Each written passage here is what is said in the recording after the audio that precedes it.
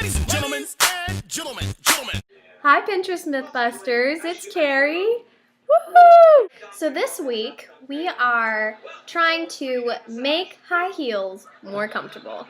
I can't tell you how many pins there are on Pinterest trying to somehow magically make your shoes more comfortable. Super duper cute heels. And I never have liked wearing high heels. They are so uncomfortable. I'd much rather be in flats or anything else, but obviously that's just not realistic when I'm trying to wear a dress and I need some sort of heel. The first tip involves sanding down the heel of your shoe.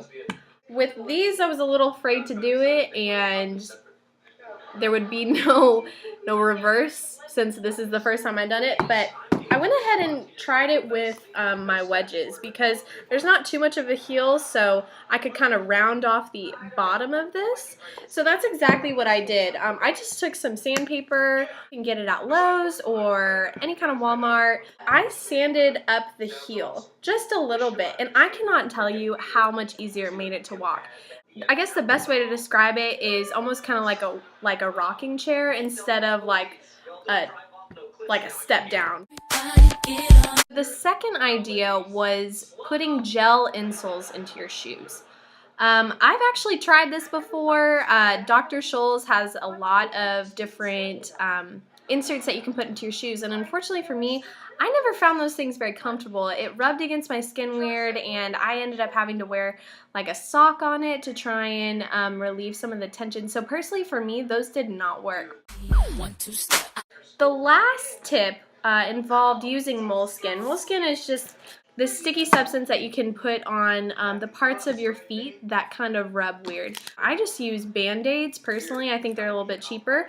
I have a Band-Aid here, and all I do is try and find the point that like my shoes rub the most. Like back to these always rubbed my the sides of my ankle, and that really hurt, but just putting some Band-Aids on there totally worked. I haven't personally tried it with moleskin, but some of them are made out of the same material, and Band-Aids can be a little bit cheaper. But the only problem that I have with Band-Aids and moleskins is that it's pretty easy to rub off. That is the only problem that I have with that.